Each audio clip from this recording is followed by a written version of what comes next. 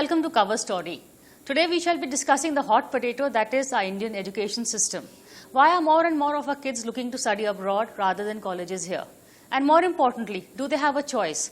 After all, with cutoffs such as 97, 98 and even 99 in subjects like English and history, do they really have any option but to look abroad? For this with me, I have a very distinguished panel. We have Professor Subi Chaturvedi. She's a former professor from Lady Shri Ram College, but is also now the head of public policy at HNK. We have Nomita Kohli. She's an interior designer, and more importantly, she's also the mother of two very brilliant children. Her daughter studied at Wharton, and her son is now studying at Michigan Ann Arbor.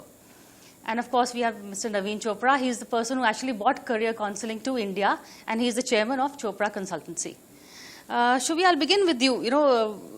As I said earlier, how do you explain cutoffs in English? How do you explain marks in English like 97, 98? Who gets that in history, in English, in subjects like this? You rightly put the nail on the head. Is how can you possibly score a 99 or 100 in a language subject or a subject like political science or history when this is not something where you're rattling off numbers or you're arriving at absolute answers. This is seeped in theory. This has criticism. This has a certain level of maturity. So what we've discovered with successive exposés in Kerala, in Tamil Nadu, in Bihar, and a lot of state boards are clear instructions where teachers are being given evaluation copies with specific instructions saying a certain cutoff has to be matched, and therefore either there is money or bribing, where there is mass cheating, where parents are able to influence results at evaluation centers which are not centralized. There is no sensitization that is being done for teachers where they're clearly looking at certain points. CBSE decided to create a new process, and they said within a certain shrunk timeline you have to declare the results. But this is not multiple choice or objective marking. So A, you have to have a centralized system with checks and balances. B, you possibly cannot have students scoring 100 in political science.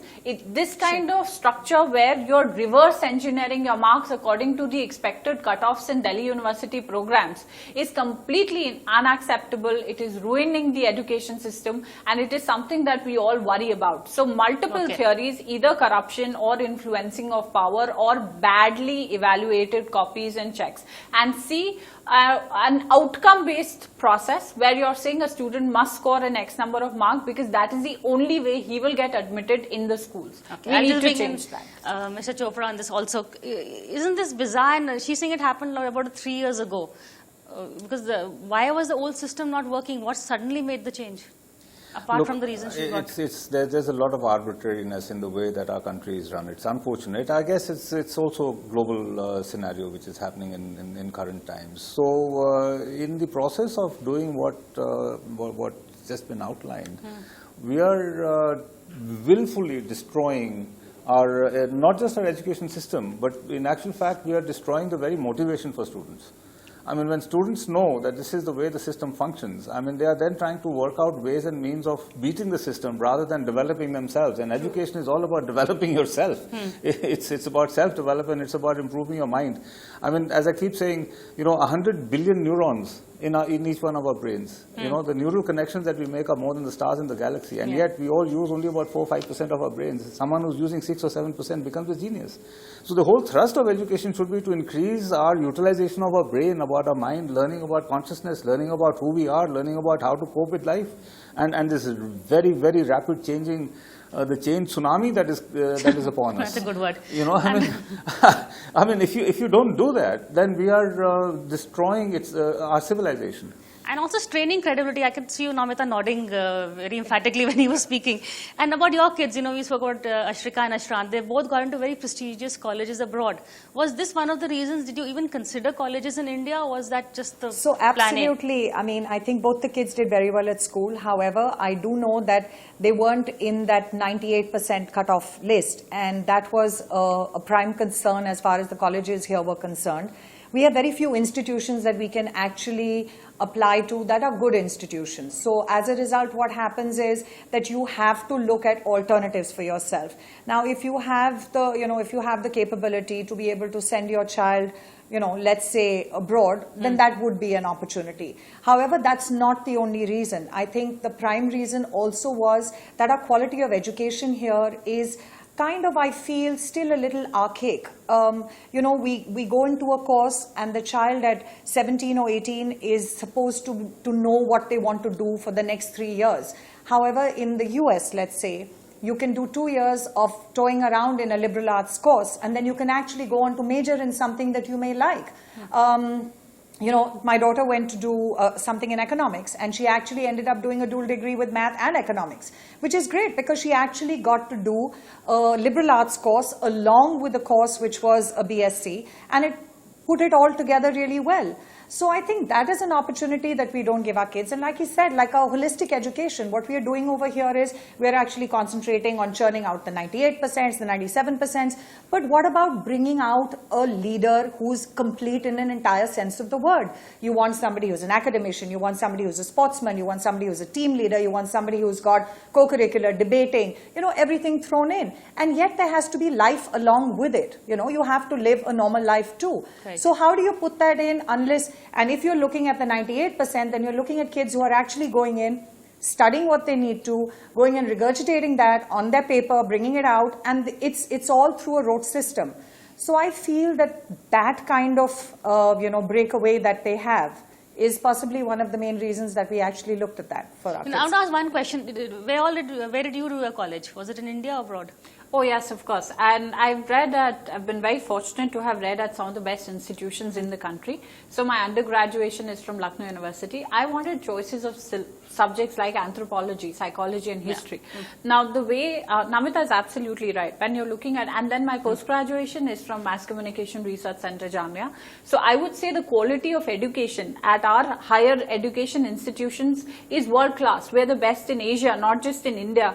But the challenge is the seats and the opportunities are extremely limited. So when you're looking at students who are passing out, there's a huge number. When you're looking at seats which are available for them, if you're looking at only government infrastructure, there are mere 10 lakh seats which are available. If I may, I mean, my own sense of the education system that we have here is that we are, in fact, producing linear thinkers. We are not producing lateral thinkers. And if you look at a child who is born lateral thinker, a child is born creative. We wash that creativity out of the child by pushing those tunnels that at the child. Ye nahi kar sakte, wo nahi kar sakte. Now, there's no doubt about the fact that discipline, in the first instance, is an external force that comes. No child is born disciplined. But discipline, the whole idea of discipline is to bring a person to a point of self-discipline, where you're able to self-discipline yourself. But in terms of thinking, we should be doing everything possible to develop lateral thinking, because with this change tsunami that's upon us, if you're not a lateral thinker, you're not going to cope. Linear thinking, straight line thinking is not going to make that happen. I mean, I cannot credit any educational institution for whatever little I learned. I have to credit that voracious reading. Begin with, you know, your case study of the kids. You know, did you actually go to a career counselor? How did you actually begin this process of applying abroad? Because now is the time when a lot of parents are looking. A lot of my friends' kids are, you know, looking to study abroad. They're looking at courses. So how do they do this? I'm going to ask you also, do we have a career counseling system in place? This wasn't there when we were kids. So yes, you're absolutely right, Priya. It wasn't there when we were kids. And when I started applying for our daughter, we actually realized that the process of application possibly needs to start when you're in class 9, because, correct me if I'm wrong, you start looking at transcripts, you start looking at building your academic portfolio. Along with your academic portfolio, you also build your holistic portfolio, which has your co-curricular, your sports, all of that thrown in. And it has to show some leadership qualities. You don't have to be the best at everything, but you have to show a passion at whatever you are doing. Unfortunately, a lot of kids, and I'm a sportsman, okay, played sport all my life, and I find a lot of parents actually pull their kids out of sports saying कि अब class 9 हो गया, अब तुमको पढ़ना पड़ेगा, board exams आ रहे हैं, अब class 12 आ रहे हैं, board exams आ रहे हैं. So that kind of scenario, I think we need to change that. I started working on that kind of premise for the kids. When we came to Ashika's education, we had a school counselor at the Vasantali school who actually helped us out. I didn't work with anybody else, but there was a lot. I mean, it was a very daunting task. We did a lot of research. She did a lot of research. I did a lot of research. And then she started writing her applications and filling in all the forms and all of that. It does take a lot. You actually need to be handheld and guided through this. or you need to take out a year to actually study the entire system, because people like him are actually going to know the system from the root which we don't know. It took me a long time actually to be able to understand, and I'm sure I made a lot of mistakes even with Ashrika's time. Like such as? Well, you know, they say a lot of the schools actually need blind for financial aid. I don't think that that really is primarily true. Also, they have a lot of colleges where they have a certain quota for state. So if you're applying to state schools, you know that there is 50% or 60% has been allocated to a particular state and that state school. So your chances of getting in there are possibly lower. If you apply, because it is such an open area where you can apply, you do 2 years of liberal arts and you do credits in every possible field. You need to actually, per their mandate, you need to do something from liberal arts, you need to do something from the cognitive sciences, you need to do something from your own course, and then you put the whole thing together. What happens is you apply for the most popular course, because here we are taught that, you know, you can either become an engineer, a doctor, or a lawyer, right? So you apply for the economics, you apply for the mathematics, without realizing Princeton, maths, is where only the beautiful mind works. So you actually need to be that level of mathematics to apply. She could have applied to, let's say, an English, or to a history, or to a political science, or to a thinking course. But we weren't guided in the correct fashion, which is where I think that a counselor possibly comes in and is able to guide you and tell you. And the child, most times, even when they come into college, even after they've done 2 years, they may decide to do something. 75% of the children, statistics has shown, that actually go on to finish with something else to what they joined and what they applied for. He's agreeing with you. So, yeah. So I'll bring you in also. Yes. But what is the advice you'll give to a person applying for a college, you know, whether in India or abroad? You know, should they start preparing from class 9, as Nomita says? Priya, I just want to step back and draw this discussion on 3 important points. One, why is it that students are leaving? And B, what is it that we can do? I hear a lot of very generic, broad, sweeping statements. I don't think that education institutions in India lack that kind of quality, or we're producing children who will only think singularly. A lot of critical thinking takes place in institutions like liberal arts colleges, like LSR or a Jamia, or even at an IIT. My own PhD degree, which I'm pursuing at the IIT. Was it that case now and it's not so now? No, it's so Priya, earlier when the marking was more realistic, I would say yes. Priya, but now is it credible also? No, even now when you're looking at programs, you know, just to say that we have to go out because there are no options, that's not true. There are fantastic options. The problem is it's very, very competitive.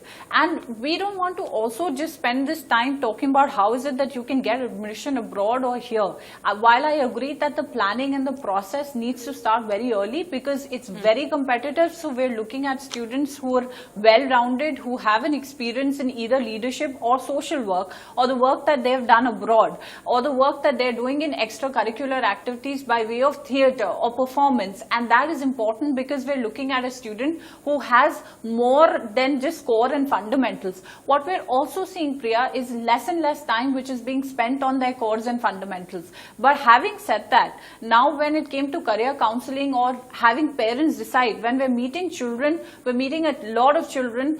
So the way we transacted education, we were the givers of knowledge. And now students don't want pure information. They want to know what we can do with that knowledge because they have the internet. They're wired, they're connected, and they have 50 options in front of them.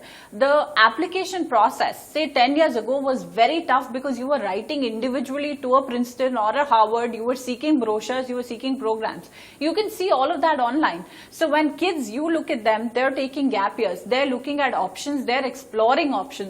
What we do need to do is the following. A, we need to start treating our teachers with a certain amount of respect. The workload and the curriculum system needs to undergo a complete overhaul. So Mr. Prakash Javadekkar's work is clearly cut out. There's a draft on the new education policy. We need to start consulting. We need to do more public consultation. We need to start taking the input. You know, the least amount of value that is accorded in currently the Indian education system is on the value of good teaching and what you're offering to the student. You have marks for publishing papers. You have marks for doing lectures lectures and conferences, and that's how the API system was structured if you wanted to be promoted, let's say, from an assistant professor to a professor. Okay. So A, fix the system. B, like Namita said, but for that you need A, teachers, and you also need semesters which are centralized. Then you will have options of majors and minors, and you can do credits. So Delhi University actually experimented with the cluster system where they took some of the brightest 80 students and they could apply, they could study music, mathematics and culture. But the program failed because there was clearly no synergy between different colleges and campuses that were offering that program. And C, which is more important, is our GDP spending on education is a mere 4.6%, and that is dismal. Compare that to defense, compare that to health, compare that to family planning. Okay, I'll bring in Mr. Chopra also. Just, I want to go back to the career counseling part, the counseling to get into colleges. How and is it different for an Indian college versus colleges abroad? My own sense, it's different. It is different. But my own sense, if I may, I mean, just taking off from what Professor Ma'am has said, is that in the first instance, personally, my own vision, although my organization is occupying a premier position in sending people overseas and placing them here also. But my own sense is that our own system, education system, has the capacity to develop to a point where white kids, European kids should be coming here.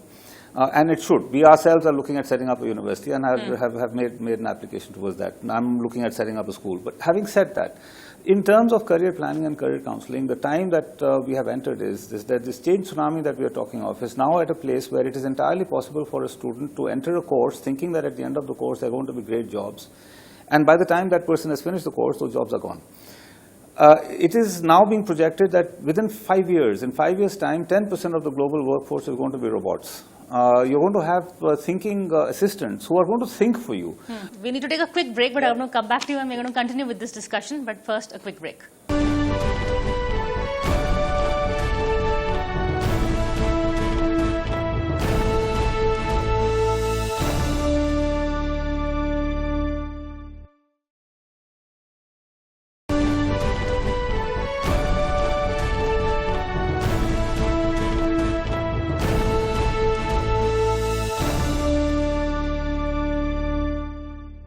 Welcome back to Cover Story. We are discussing the state of Indian education and why our kids need to go abroad. So before we took a break, I was actually asking you just the mundane details, actually, on how you would advise a person on from when do they start preparing to look for colleges abroad, when do they start brushing up their CV so it looks right. You see, the US system is very much like you outlined. In that you need that holistic, the US university takes a holistic look, you have talents other than just the academics, plus your SAT scores in undergrad and GRE, GMAT on the postgrad, depending on what you want to do. But almost every other education system in the world, UK, Ireland, Australia, New Zealand, Europe, etc., is giving admissions almost purely or largely on the academic achievements that you have had, plus a letter of your references and your statement of purpose or your essays.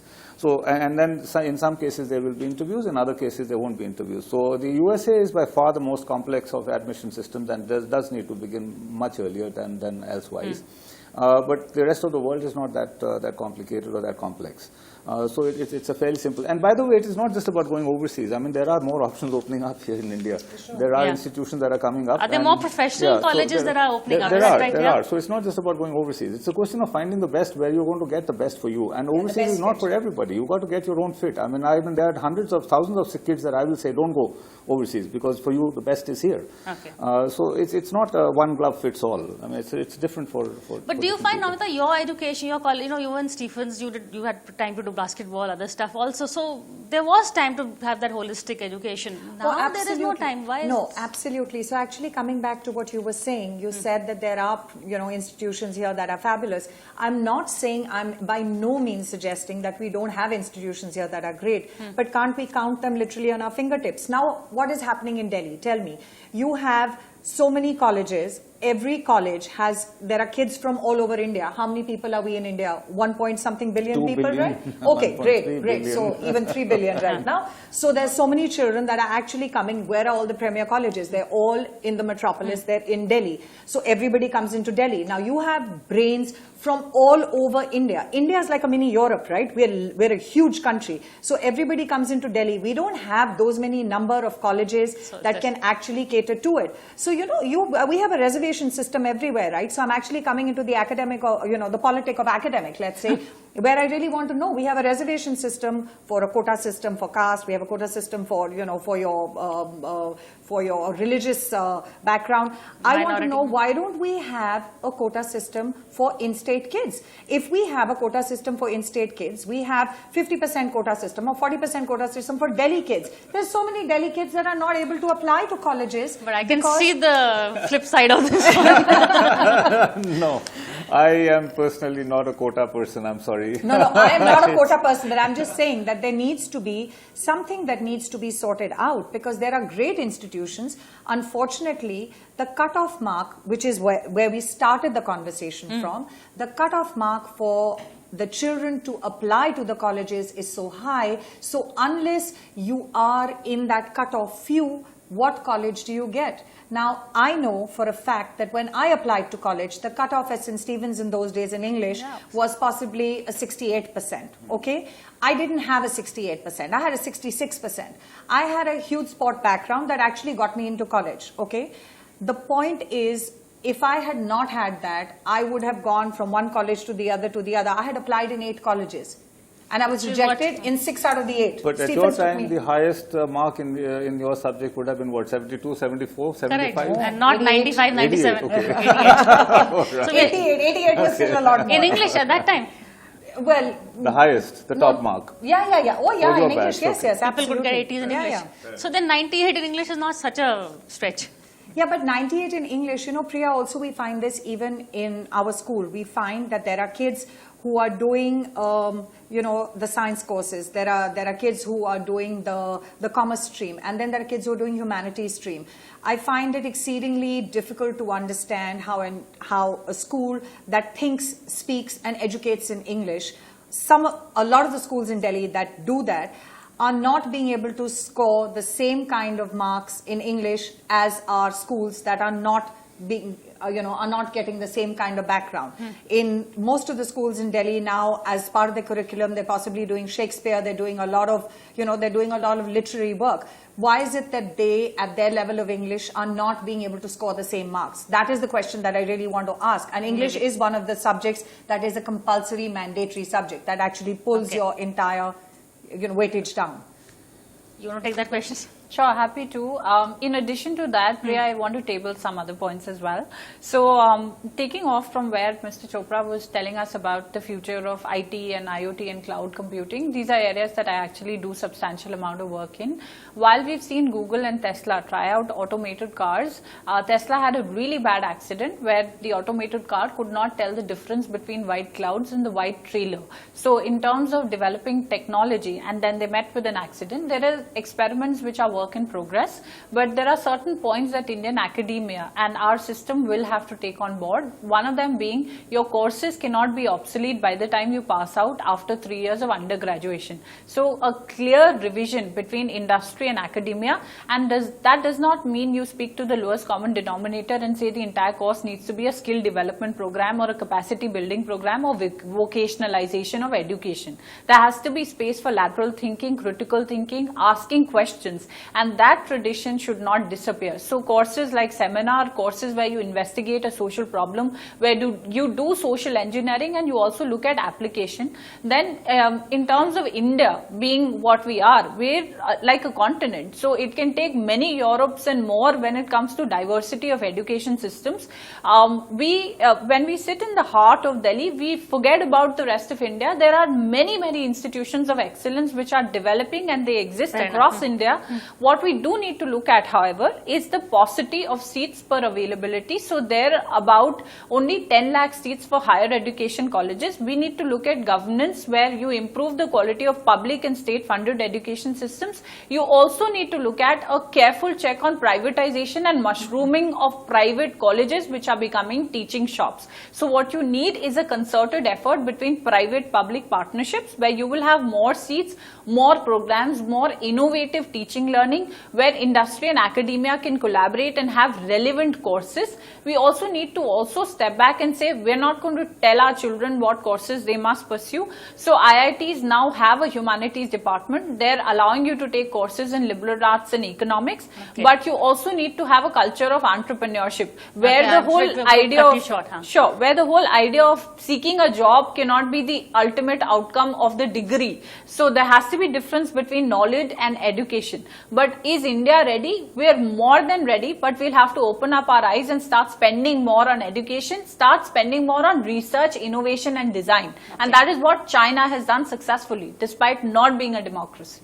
Well, that's a good note to end on, and as you can see, you know, what we've taken away from this discussion is that there is hope for India, there is hope for our Indian students also.